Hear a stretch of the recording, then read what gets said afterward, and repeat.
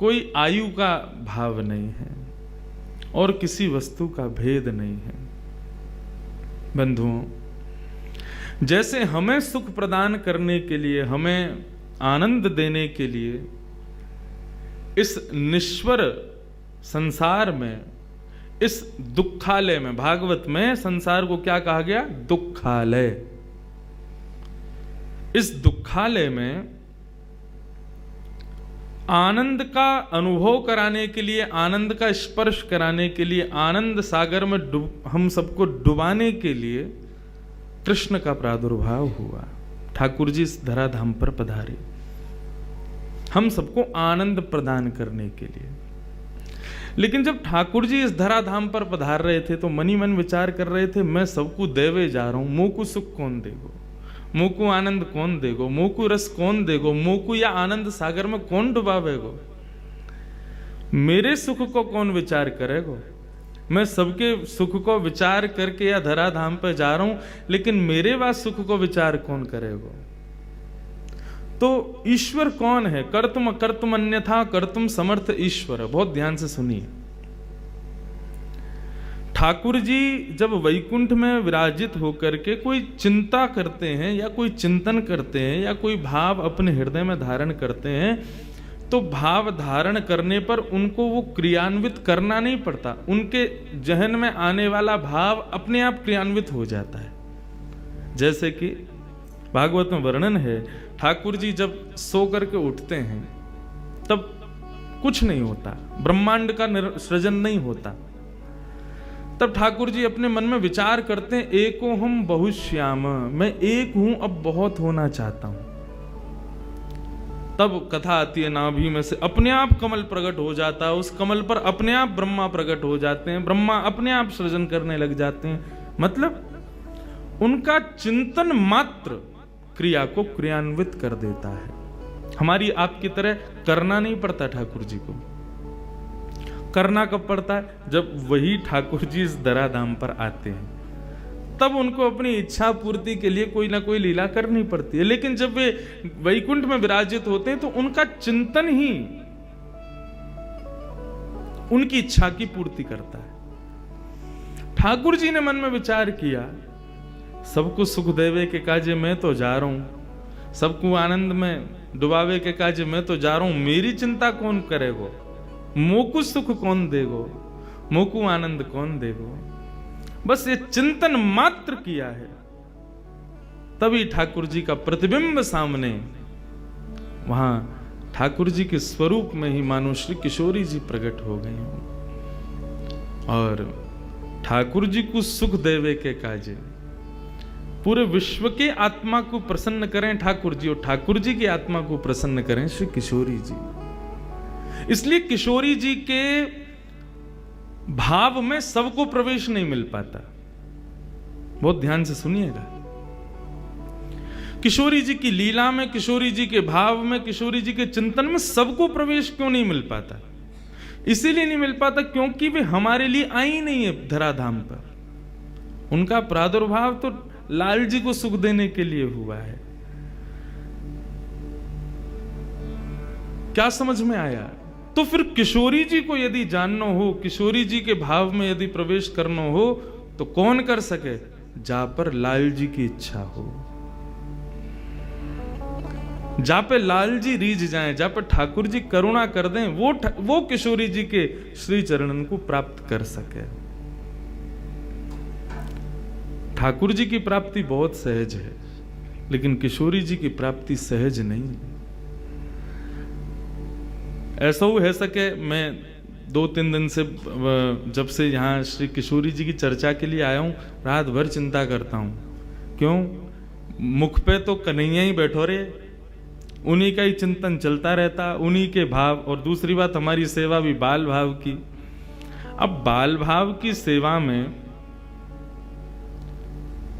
रास को विचार करना बड़ो कठिन हो गए, क्योंकि पुष्टि में तो बाल की सेवा।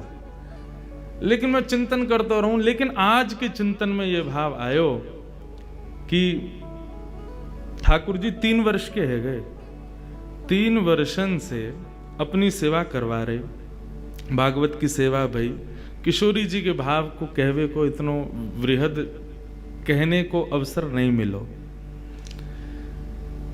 3 वर्षन की सेवा के पश्चात अब ठाकुर जी को मोह लगे, ऐसो लगन लगी कि भैया ये किशोरी जी के भाव में प्रवेश करने लायक नेक नेक है गयो है, तो या को नागपुर से ही प्रवेश करवाओ।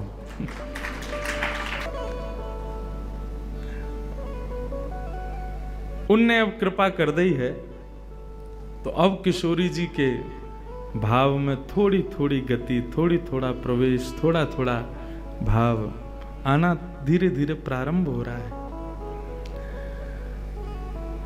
बाकी हम ब्रजवासी हैं।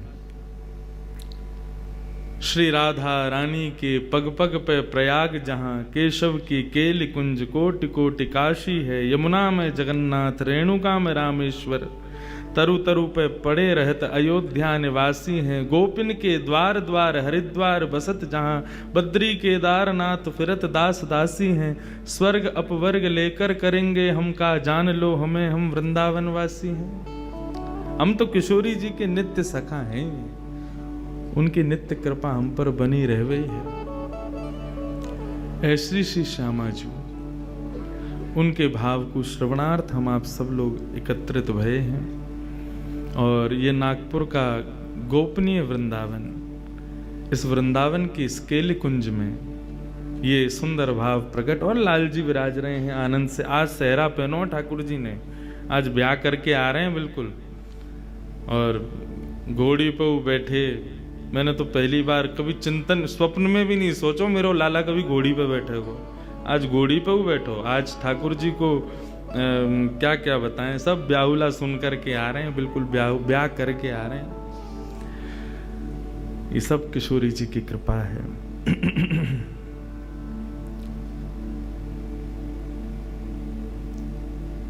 श्री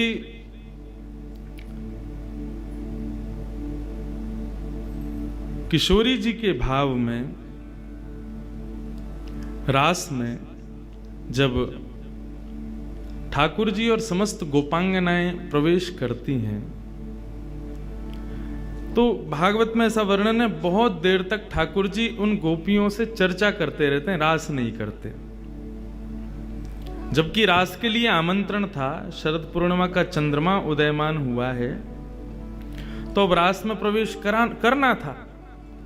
लेकिन ठाकुर जी ने अभी तक रास में प्रवेश नहीं किया। गोपियों के सामने बैठ करके उनसे पूछते हैं कि आप सब यहां क्यों आई हो, ब्रूता गमन कारणम, अपने आने का कारण हमें बतलाइए कि आप इतनी रात्रि में यहां क्यों आई हो। तब ठाकुर जी वहां पतिव्रता नारी का धर्म समझाते हैं। तत्पश्चात गोपियां फिर प्रणय गीत गाती हैं, और प्रणय गीत गाते हुए ठाकुर जी से बहुत सुंदर बात कहती हैं। मैवं विभोर्हति भवान् कदितुं नृशंसम्, संत्यज्य सर्व विषयांस्तव पादमूलम्, भक्ता भजस्व दुर्वग्रहमान्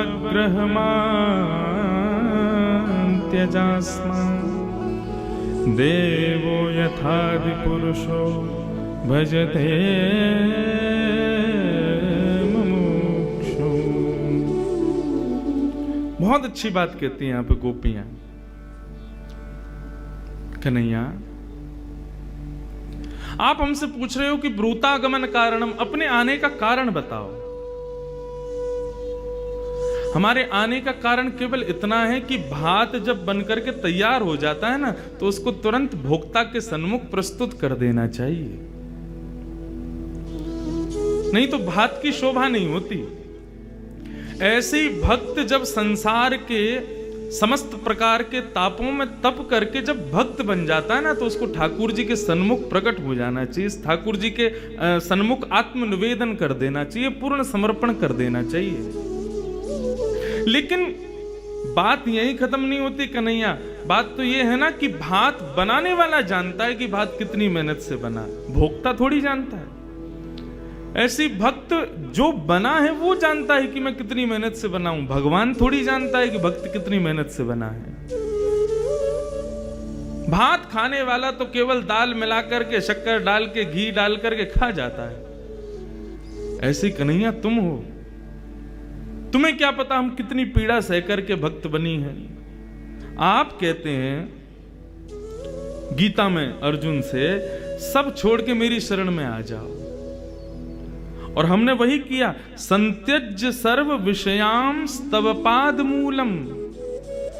हम सब छोड़ करके तुम्हारे श्री चरणों में आई हैं, और अब तुम कह रहे हो कि क्यों आई हो? क्योंकि तुम भगवान हो ना। तुमको नहीं पता भक्त कितनी श्रम से बनता है, भक्त कितनी मेहनत से बनता है।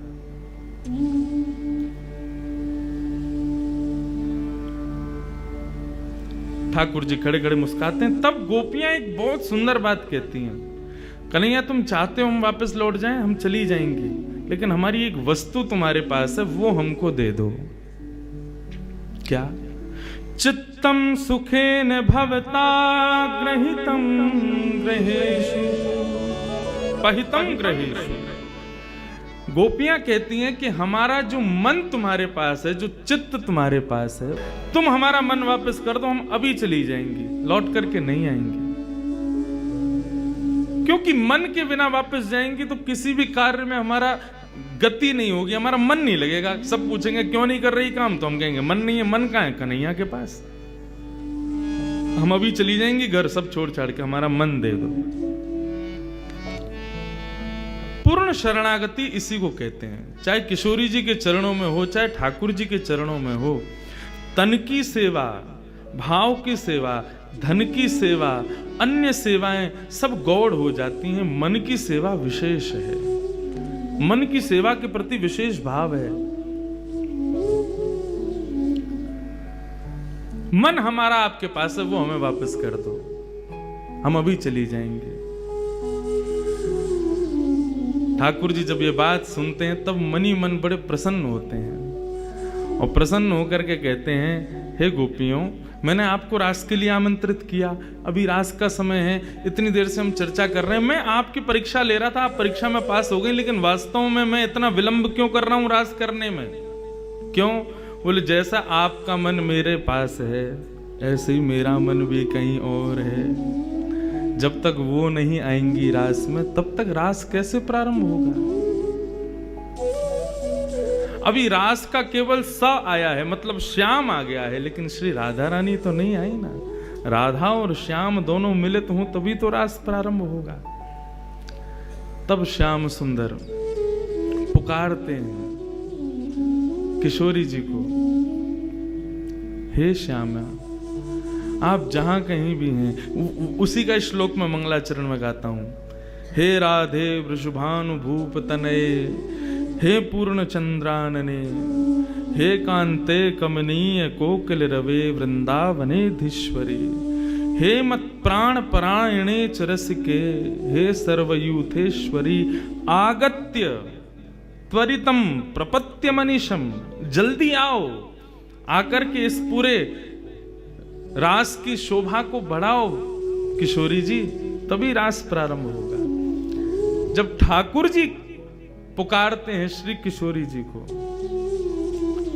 और उन असंख्य सुंदरी गोपियों के मध्य से जैसे मानो सूर्य सामने से चल करके, जैसे मानो चंद्रमा सामने से चल करके आ रहा हो, तब ठाकुर जी के सन्मुख किशोरी जी का प्रादुर्भाव होता है, तब रास प्रारंभ होता है। जब किशोरी जी आ जाती हैं। रास क्या है? जहां एक साथ बहुत सारे भक्त मिलकर के ठाकुर जी का चिंतन, कीर्तन, स्मरण, भजन करें, वही रास है। लेकिन उस रास में हम आप सब लोग नृत्य कर रहे हैं, ठाकुर जी कब नृत्य करेंगे? जब किशोरी जी पधारेंगे। बिना किशोरी जी के आगमन के रास की भूमिका नहीं बनती। उन किशोरी जी की कृपा से ही श्रीधाम वृंदावन को रास का सुख प्राप्त होता है। वे किशोरी जी पधारती हैं। कल रात्रि में एक भाव सुनाया मैया को, आज ठाकुर जी का ब्याह भयो तो वहां में रास भयो, तो वही रास को भाव कह करके तो आज के प्रसंग सुने। किशोरी जी रास में पधारी हैं और समस्त गोपांगनाओं के साथ में, समस्त गोपांगनाओं के मध्य में श्यामाजू और श्यामजू दोनों रास विहार कर रहे हैं। इतना सुंदर भाव। हो बन नाचे नटनी को वाली, नंद को किशोर, राधे जगत नचायो तेरी, बोह की मरोड़, राधे जगत नचायो तेरी, बोह की मरोड़। गाइए। हो बन नाचे नटनी को वाली, नंद को किशोर, बन नाचे नटनी को वाली, नंद को किशोर। हो बन नाचे नटनी को वाली, नंद को किशोर, बन नाचे नटनी किशोर। एक कथा याद आ रही है। किशोरी जी एक दिन समस्त सखियों के संग बैठी,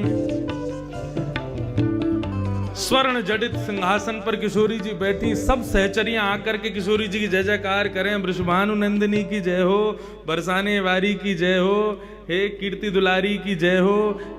जो भी भाव किशोरी जी के प्रकट हो, सबसे जय जयकार करें। किशोरी जी लेकिन आज प्रसन्न नहीं है, मुख मुरझाई बैठी हैं। तभी समस्त सखियन ने बोली, हे किशोरी जी, कहा भयो? आपके चेहरे पर ये शुष्कता, आपके चेहरे की ये जो गंभीरता है, यहाँ से ऐसा लग रहा है कि आपके मन को भाव कछु है करने को, आप कर नहीं पा रही हो। आज्ञा करो, हम सब सहचरी बैठी हैं यहाँ पे, आप जो आज्ञा करोगे पूर्ण करेंगे। किशोरी जी बोली, मुझे आज श्याम सुंदर की याद आ रही है। ललिता विशाखा बोली, बात चोर है, क्यों ना निकाल दो तुम अपने दिमाग में थे। 24 घंटा भैया याद करती रहो। कहा है वहां में ऐसा चोरी करतो फिरे, टेढ़ी सी चाल चले, मुकुट टेढ़ो पहने, पूरी दुनिया सीधो मुकुट पहने, वो टेढ़ो मुकुट पहने। नहातो धोतो होगो, हमें तो बाद में संशय सो रे वाक्य। तो किशोरी जी बोली, आप ऐसे मत बोले करो। मुकु श्याम सुंदर को बहुत स्मरण है रो, वे कैसी बंशी बजावें, कैसो सुंदर श्रृंगार करें, कैसी चाल चलें, कैसे मोर पंख लहरावे, कैसी सुंदर बेनी गूथ के आमे। उन सबको स्मरण करके आज मुकु उनकी बड़ी याद आ रही है। सब सखी बोली, तो कहा करनो है? बोले, करनो कछु ना है, श्याम सुंदर के पास एक गुण है, जो गुण मुंह में ना है। कैसो गुण? बोले, कन्हैया नृत्य बहुत अच्छो करे, और मेरा मन कर रहे हो कि मैं कन्हैया से नृत्य सीखूं जाके। वहां से दो भाव होंगे। कहा, पहले तो श्याम सुंदर को देखने को मिलेगा, और दूसरा मैं नृत्य भी सीख जाऊंगी। सभी सखी बोली, वहां मैं कहा, हम सिखा देंगी तुम्हें, तुम जैसे कहोगी वैसो नृत्य तुम्हें सिखा देंगे। बंधुओं, ये कुंज की लीला नहीं है, ये निकुंज की लीला है। यहां पर सखाओं का प्रवेश नहीं है, यहां पर ग्वाल बालों का प्रवेश नहीं है, वृंदावन का भी प्रवेश नहीं है। यहां पर केवल किशोरी जी, श्यामाजू और सखियां, उनका ही प्रवेश है। सब किशोरी, सब सखियां बोली, श्यामाजू ये तो हम सिखा देंगे आपको। किशोरी जी बोली, नहीं, आप सब बढ़िया नृत्य करो, लेकिन मुझको तो कन्हैया से ही सीखना है। वो जैसो नृत्य करें वैसो ही सीखना है। सब सखी बोली, तो चलो आज नंदगामी चलें, कन्हैया ते हम तो देख के हमें कितना बढ़िया नृत्य करे। हाँ भाई, रथ मंगवाओ, किशोरी जी के चमर डोरावे वाले मंगवाओ, सुंदर जय जयकार करते हुए, चमर डोराते हुए, इत्र छलकाते हुए, और रथ में बैठकर के किशोरी जी को लेकर के जाएंगे। नृत्य सीखवे जा रही हैं। किशोरी जी बोली, नृत्य सीखवे जा रही हूं, सिखावे नहीं जा रही। सीखवे जामे तो सामने वालों को सम्मान देना पड़े, वाको गुरु रूप मानना पड़े। मैं तो पैदल जाऊंगी, और कोई ना चाहिए चमर डुरावे वालों, कोई ना चाहिए इत्र छिड़कावे वालों, गुलाब जल छिड़का तो चले, और ये सब नहीं। मैं तो सहज भाव से जाऊंगी। ललिता विशाखा बोली, अच्छा ठीक है, चलो फिर। किशोरी जी बोली, नहीं, तुम लोग भी नहीं जाओगी, मैं अकेली जाऊंगी। क्यों? तुम मां खड़ी खड़ी कन्हैया के चाल ढाल रूप माधुरी और वाके सवरे गुणन पे ही तुम आक्षेप करती रहोगी, या हमारे तुम मत चलो, श्रम होगो मेरे लाल को, मैं अकेली जाऊंगी। बोली कभी ना भेजेंगी अकेली, हम आपकी सहचरी हैं, आपके सुख को विचार करें, लेकिन हमें ध्यान भी रखना पड़े कि आपके संग कोई अनहोनी है गई तो मेरे संग कहां अनहोनी होगी? अरे बहुत बड़ा चोर है वो कन्हैया, कहीं आपको कोई आभूषण चुरा लियो, कहीं आपकी कोई वस्तु चुरा ली, कहीं कछु आपको कछु धर लियो तो श्यामा जी बोलू देख तू अपने मनते ना मेरे श्याम सुंदर के काजे ये दुर्भावना निकाल दे। वो चोरी क्यों करे मैं सब जानूं, और वो चोरी ऐसी कोई वस्तुन की चोरी ना करे, माखन की चोरी करे। सब सखी बोली तुम कितनों के हो, देखो हम आपकी हर बात मान रही हैं, रथ नहीं भेज रही, चवण डोराईवारी नहीं भेज रही, बाकी सब व्यवस्था सब हमने हटा दी। अंत में आपने कही कि आप अकेली जाओगी, हम वाह बात को भी राजी हैं, लेकिन एक बात आपको हमारी माननी पड़ेगी। किशोरी जी बोली कहा?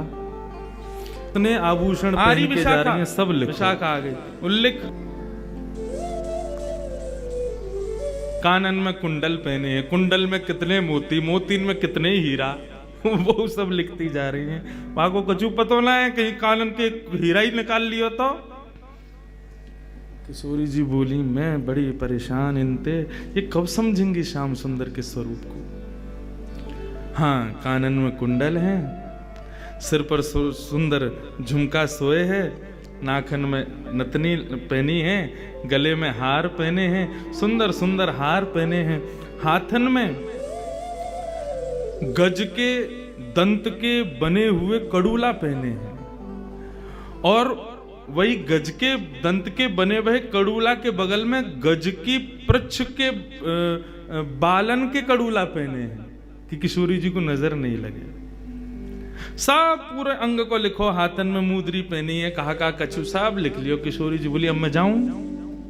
बोले जाओ, जल्दी आ जाइयो, ज्यादा देर मत करके आइयो।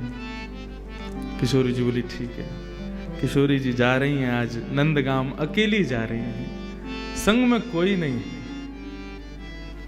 ठाकुर जी एक कदम वृक्ष के नीचे बैठ करके गौचारण करने गए हैं और अपनी वंशी को बजावे को प्रयास कर रहे हैं, कछु कछु राग बजा रहे हैं। इतने में ही ठाकुर जी के मुखमंडल पर मानो जैसे कभी आरसी के सामने सूर्य की किरण से दूसरे को प्रकाशित किया जाए, समझे?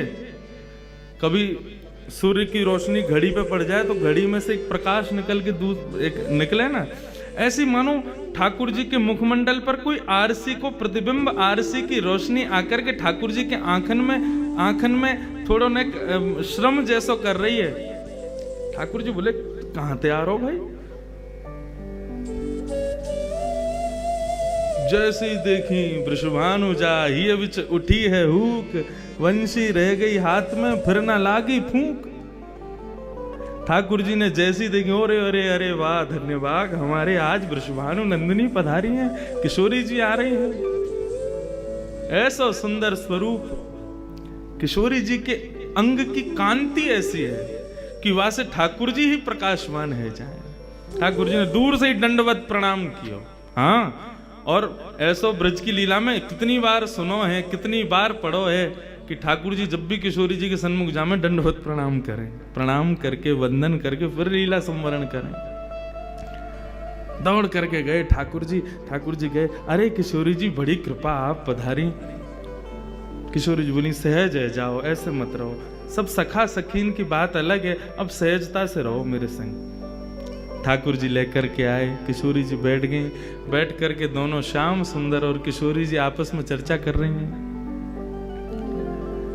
किशोरी जी बोली, ठाकुर जी बोले श्री जी आज कैसे कृपा भैया दास पर, आपको आगमन कैसे भयो?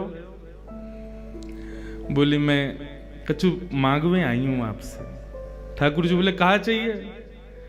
बोले कि मोकू आप जैसो नृत्य करनो सिखा दो, आप जैसो नृत्य करो मयूर बन करके अपने घुटनेन पर नृत्य करो, मोर पंख पहन करके, और जब आप त्रिभंग ललित स्वरूप धारण करके जब वंशी वेणु नाद करते भय, अपनी वेणु को खोल करके जब आप चलो ना, आपकी सुंदर चाल, आपके सुंदर ढाल, आपके नैनन के कटाक्ष, आपके हाथन की मुद्रा, उन सबन को देख के मेरो मन करे मैं भी आपके जैसा नृत्य करूं, मुझको नृत्य करना सिखाए दो।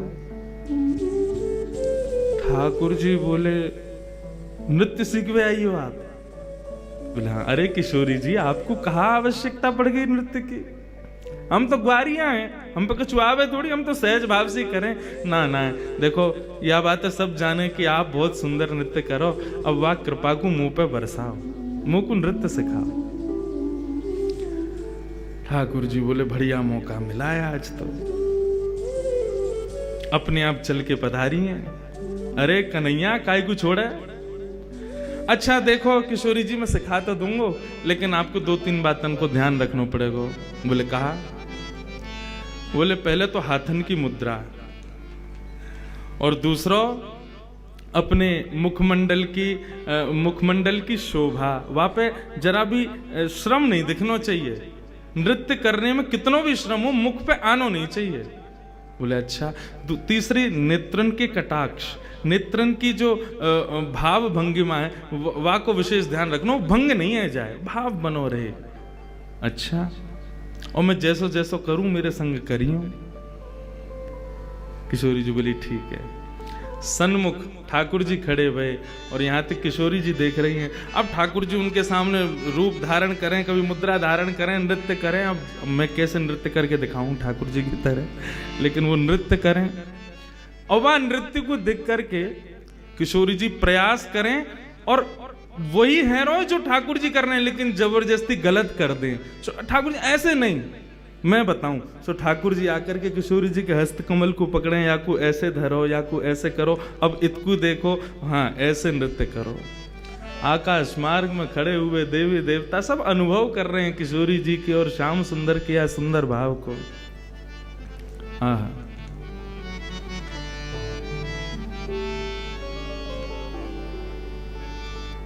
बन नाचे नटनी को वाली, नंद को किशोर बन नाचे नटनी को वाली, नंद को किशोर। नृत्य करते करते किशोरी जी सीख गई। जैसे श्याम सुंदर घूमे वैसे किशोरी जी घूमे, जैसे श्याम सुंदर के हाथन की मुद्रा वैसे किशोरी जी की मुद्रा।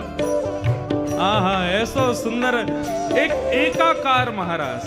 देखो रास के बारे में सुनो, महारास के बारे में सुनो, लेकिन ये निवृत्त निकुंज को एकाकार रास है रो, केवल श्याम सुंदर और किशोरी नृत्य कर रहे हैं।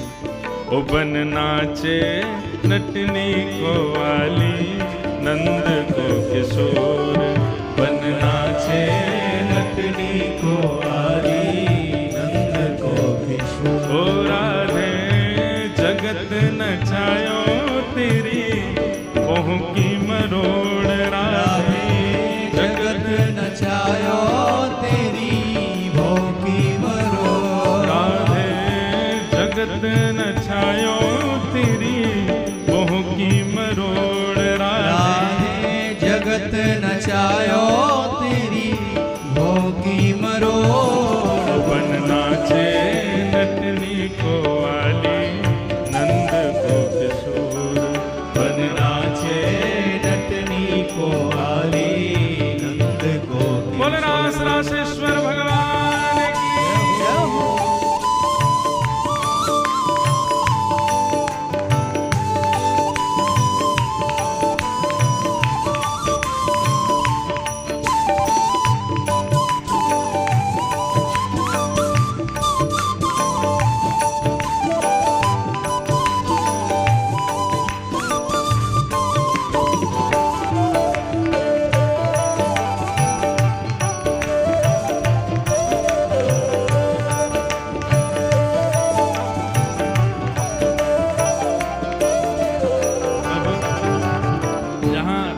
क्या कह रहे हैं? राधे जगत नचायो तेरी बोह की मरोड़। हे श्यामाजू मोते आप रास सीखवे आइयो, नृत्य सीखवे आइयो, और खुद कैसी हो? ब्रगुटी टेढ़ी कर लो तो जगत नृत्य करन लगे, और आप मुझसे सीखवे आइयो। मैं सब जानू तुम्हारे मन के भावन ने क्यों आइयो। आपको आप सीधे क्यों ना कहो कि मैं बहुत मलूक लगूं तुम्हें? मुझको देखवे आइयो, मेरे आप भावन को जानवे आइयो। आहा, किशोरी जी कह रही हैं, मैं कह ना रही लेकिन अब कह दूं। कहा कह रही हैं? ब्रज के किशोर तो पटार तृण तोड़ प्यारे, ब्रज के किशोर तो पेटारो तृण तोड़ प्यारे, ब्रज के किशोर तो पेटारो तृण तोड़ प्यारे, ब्रज के किशोर तो पेटारो तृण तोड़। सुन मुरली की घोर मेरो मन नाच मोर, सुन मुरली की घोर मेरे मन नाचे मोर, सुन मुरली की घोर मेरो मन नाच मोर, सुन मुरली की घोर मेरे मन नाचे मोर। बन नाचे नटनी को वाली नंद को किशोर, बन नाचे नटनी को वाली नंद को ओ किशोर। राधे जगत नचायो तेरी मोह की मरोड़, राधे जगत नचायो तेरी भोगी मरोड़, राधे जगत नचायो तेरी मोह की मरोड़, राधे जगत नचायो तेरी भोगी मरोड़। बन नाचे नटनी को वाली नंद को किशोर, बन नाचे नटनी को वाली नंद को किशोर, ओ बन नाचे नटनी को वाली नंद को किशोर। बन नाचे नटनी को वाली नंद को किशोर। किशोरी जी ने ठाकुर जी की बड़ाई कर दी। ब्रज के किशोर तो पे डारूं तृण तोड़, कितने प्यारे हो आप। सुन मुरली की घोर मेरो मन नाचे मोर। ठाकुर जी बोले, अब इनने हमारे काजे इतने बढ़िया शब्द बोले, ने हमऊ कह दें। किशोरी जी, जैसे आप अपने हृदय में छुपा के रखो ना भाव, ऐसे मैं हूं रखूं। किशोरी जी बोली, तो आप भी कहो, आपको कहा लगे हमको देख के? ओ कमल कली को रंग भानु की लली को प्यारे, कमल कली को रंग भानु की लली को प्यारी, कमल कली को रंग भानु की लली को प्यारे, कमल कली को रंग भानु की लली को। ओ मुख चंद देनी को मेरे नैना है चकोर, मुख चंद्र तेरी को मेरे नैना है चकोर, मुख चंद्र देनी को मेरे नैना है चकोर, मुख चंद्र तेरी को मेरे नैना है चकोर। ओ बन नाचे नटनी को वाली नंद को किशोर, बन नाचे नटनी को वाली नंद को ओ किशोर, बन नाचे नटनी को वाली नंद को किशोर। बन नाचे नटनी को वाली नंद को। सब मानहु सहज राकेश में गई थी। ठाकुर जी अपने प्रश्वेत के बिंदुओं में जो कृष्ण चरण रज चिपक गई थी, ठाकुर जी अपने पटका से वाकु पोंछन लगे। बैठायो किशोरी जी को, जलपान करायो, चरणन को गोद में लेकर के दबान लगे। किशोरी जी ने मना करी, ना श्याम जी ऐसा मत करो, बहुत दिनान बाद नृत्य क्यों ना, ये हमारे श्रम है गए है। ठाकुर जी मनी मन विचार कर रहे हैं, कैसी कोमल हैं प्रिया जी, ये सब भाव है ही रहे कि तभी किशोरी जी बोली अब सायकालीन समय है गयो, मैया बाबा सब बाट निहार रहे होंगे, कन्हैया मैं फिर आऊंगी, अब मैं चलूं। ठाकुर जी बोले अच्छा श्यामा जी जा रही हो? बोले हाँ अब जावे को समय भयो है। ठाकुर जी मन ही मन सोचन लगे, आई आकर के नृत्य सीख लियो, दे के तो कुछ जान आ रही है, बिना लिए दिए कैसे, हम तो भाई हम कन्हैया हैं, हम कछु दें तो लें बदले में। अच्छा ठाकुर जी ने एक दो बार संकेत जैसो कियो। अच्छा किशोरी जी तो नृत्य बढ़िया सीख लियो? बोले हाँ सीख लियो। कन्हैया बहुत आनंद आया, तुम तो ऐसे बढ़िया नृत्य करता हो, तुमसे ही सीखना चाहिए सबन को। हाँ हाँ सीखना तो चाहिए। और कुछ बाप? बोले ना बस अब मैं चलूं। जैसे किशोरी जी जान लगी, बोले कन्हैया ऐसे तो आनंद नहीं आवे, कोई तो फ्री पॉकेट में सीख के चली गई, कछु तो दे के जानो चाहिए हो। कोई बात ना है, हम कृष्ण हैं, कोई दे के ना जावे तो ले ले हम तो। सोई गए, जाकर के किशोरी जी के गले में गलवैयां डाल के बोले अरे श्यामा जी चलो न एक दूर तक मैं छोड़ आऊं, देखो ये कुंज कैसी, यमुना को पुलिन कैसो, ये मार्ग कैसो, देखो ये भोरा कैसे जा रहा है, देखो देखो देखो ये तितली कैसे उड़ रही हैं। किशोरी जी बोली ये सब हमने पहले भी देखे कन्हैया, इनमें कहा विशेष है ऐसा? अरे नेक दृष्टि बदलो श्यामा जी, ये सब साधारण नहीं है। ये जो भौरा उड़ रहा कहा है ना, ये पहले ना जाने कितने वर्षन तक यहाँ ने तपस्या करी, मोए तुम्हें संग देखवे के काजे, आज देखो भौरा बन के या को दर्शन भये हैं। ये देखो यमुना में जो सुंदर पुष्प बह करके जा रहे हैं ना, ये सब हमारे दर्शन के काजे बह रहे हैं। आदि आदि ऐसे मन गणंत बात बना रहे हैं ठाकुर जी। श्यामा जी बोली अच्छा ठीक है कन्हैया अब मैं जाऊं। अरे वो वृक्ष तो आपने देखो ही नहीं, वह वृक्ष पे देखो, वो पक्षी देखो। किशोरी जी बोली कहाँ? अरे वो ना दिख रहा आपको, देखो मेरी उंगली के सीध सटीक पे देखो। किशोरी जी बोली वहीं देख रही हूं, ना दिख रहा मुझे। अरे लाओ अपनी उंगली दिखाओ, मैं दिखाऊं। जैसे हाथ उठा के दिखाने लगे, वो देखो वहां कोई ना। अरे किशोरी जी इतने में ही तो हाथ उठा के यहाँ ते मुंदरी निकाल के ठाकुर जी ने अपनी जेब में धर लगी, और जेब में धर के बोले अच्छा चलो कोई बात ना, अभी उड़ गए फिर दिखाऊंगा हैं। किशोरी जी बोली अच्छा ठीक है। किशोरी जी चली गई वहां से। ठाकुर जी ने फेंट में दारी मुंदरी और बांध करके कस के, अब नेक चैन पड़ो हृदय को, फ्री में थोड़ी सिखा देंगे हम सब कछुए। किशोरी जी वापस आई। जैसी किशोरी जी वापस आई, सामने सभी सहचरी सखी सब खड़ी हैं।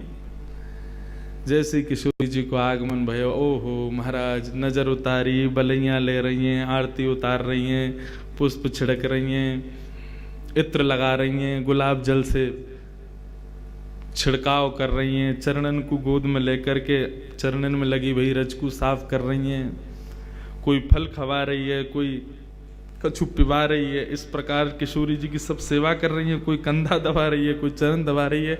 किशोरी जी बोली इन सब को अवकाश ना है, मैं थक गई हूँ, हार गई हूँ, मुझको सोने जान दो अब। इतने में ललिता बोली विशाखा वो लिखो का लेके आवा है, अभी तो गिनती होगी सब सामग्री है कि नहीं। किशोरी जी बोली यहाँ की कहाँ जरूरत है, तुम्हें श्याम सुंदर पर नेक भरोसा ना है। अरे कन्हैया ऐसो ना है, देखियो आज कैसो बढ़िया नृत्य सिखाए हो, सब इतनो बढ़िया प्रेम से सब सुसंपन्न भयो, लेकिन तुम्हारे मन से ये भ्रम कभी जावे को नहीं। अरे तो ठीक है ब्रह्म ना जावे को, लेकिन कम से कम अपने मन की संतुना के लिए तो कर लें हम। हाँ विशाखा बोल कहा का सामग्री? बोले ऊपर की लटकन हाँ विराज रही है, कानन में कुंडल, कुंडल में कितने मोती, इतने मोती, उनमें कितने हीरा, इतने हीरा। हमें गिनती करती चलो सबरे। नाक की नथनी, हाँ गले को हार, नवलखा को हार, पन्ना को हार, वाह को हार, या को हार, सबरे हार गिन लिए। हाथन में 2 प्रकार के कड़ूला, बोले हाँ हैं, बाजूबंद हैं, करधनी हैं, पैरन में पाजेब, और ये सब गिन लिए। किशोरी जी बोली कछु रह तो ना गो? हाँ हाथन ने गिनवाओ, या हाथ में 2 मुद्री, या हाथ में 3 मुद्री, या में 2 और या में भी 2, एक कहाँ है? ललिता बोली किशोरी जी 1 मुंदरी कहाँ है आपकी? बोले मुझे ना पता। हम पहले ही कह रहे हैं ये कन्हैया है, छलिया है, माँ कर्ण चोर मरकट बंधु, फ्री में तो कुछ करेगो ही ना, सहज में ना कर सके, जरूर यही ने धर ली है मुंदरी आपकी। किशोरी जी बोले अरे नृत्य करवे में कहीं गिर गई होगी, काय को श्याम सुंदर पे तुम शक करो। बोले ना है किशोरी जी, वही ने किया ये काम, और हम पहले ही आपसे मना कर रहे हैं कि वहां के पास मत जाओ, वहां को स्वभाव ठीक ना है, वहां के मन में चोर बैठो भीतर। अरे चोर चोरी ना करेगो तो कहा करेगो। किशोरी जी बोली ऐसा भाव ना है। बोले अब आप बिल्कुल शांत रहो, अब हम अपनी क्रिया करेंगे, हमें करन दो, ठीक है।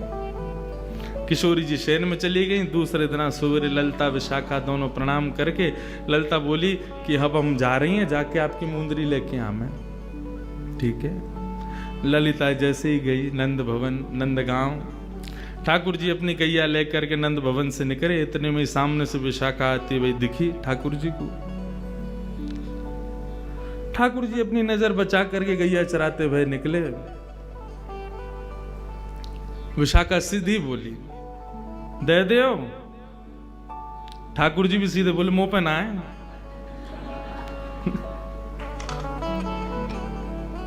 विशाखा बोली कहा ना है? बोले जो तुम मांग रही हो। कहा मांग रही हूं? बोले मुंह का पतो। तो फिर तुमने यूं कैसे कही मुंह पे ना है? बोले अब वो तो कह दी मैंने। बोले देखो सीधी सीधी बात है, सीधी सीधी तरीका से मान जाओ, जो है वह दे दो। ठाकुर जी बोले मुंह पे है ही ना, तो मैं कैसे दे दूं? बोले दे रहे हो प्रेम से या फिर मैं अपने पे आऊं? बोले तू अपने पे आवेगी तो जैसे मैं तो बैठे ही रहूंगा, मैं तो अपनों कुछ करूंगा ही ना, तू आके तो दिखा मेरे समीप। खूब देर एक दूसरे में नोक झोंक चलती रही। बोली फेंट में कहा बंद हो तुम्हारे में? बोले या फेंट में सारो ब्रह्मांड बंद हो गए, अगर खोल दियो तो नूतन प्रलय है जाए, वो बता कर दूं? बोले तुम कर दो। ठाकुर जी बोले तेरे कहवे तो फेंट ना खोलूं। कौन है तू? बोले मैं विशाखा हूं। कौन विशाखा? मैं किशोरी जी की सहचरी हूं। तो मैं कहा करूंगा मैं तू उनकी सहचरी है तो उनके फेंटे खोल, मेरो का खोल है, मैंने ना धरो कछु भी। बोले मुंदरी है आपके पास हमारी श्यामा जू की। कौन सी मुदरी? कहां की मुदरी? कैसी मुदरी? मुंह पे कछु ना है।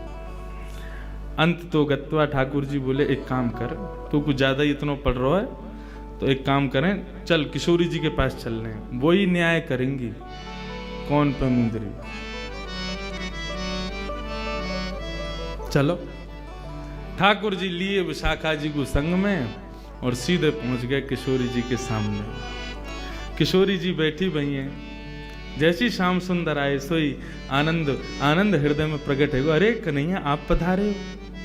बोले किशोरी जी आपको प्रणाम करूं, लेकिन आज मेरे संग बहुत बुरा भयो है। कहा बुरा भयो? बे मतलब को कलंक लगाया गया हो मेरे ऊपर। आपकी ये विशाखा बताओ मुझे चोर ठहरा रही। ठीक है मेरे नंदगाम की गोपी मुँह को चोर के मेरी अपनी है सबरी, वो सब मेरे दर्शन करवे के काजे अपने घर में जबरदस्ती ऐसी जगह माखन धरे कि मुझको खावे जानो ही पड़े। मैं तो उनको सुख देवे के काजे चोरी करूं, लेकिन ये विशाखा को कौन ने अधिकार दियो मुझको चोर कहवे को? और मैं नंदगांव में भरे बाजार में बीच में आके मुझे कह रही है दे दो। मैंने कह दी मुंह पे ना है, यूं कह रही है फेंट खोलो या मैं मुंदरी धरी है, ऐसे ऐसे बात न बना रही है। आप यहाँ को समझाओ, मुझको बहुत कष्ट भयो। और देखो आपने नृत्य सीख लियो, मैंने कछु लेवे देवे की बात तो करी नहीं। ललिता विशाखा बोली तो तुम लोगे भी कहा, हमारी किशोरी जी की कृपा है, और कहा चाहिए तुमको? बोले नहीं एक बात कह रहा हूं, कोई आदमी कछु देवे तो मांगे तो है ना, मैंने तो बिल्कुल मुफ्त में दिया इनको। बोले मुफ्त में बनाए दिया तुमने, मुंदरी चुराई है किशोरी जी की।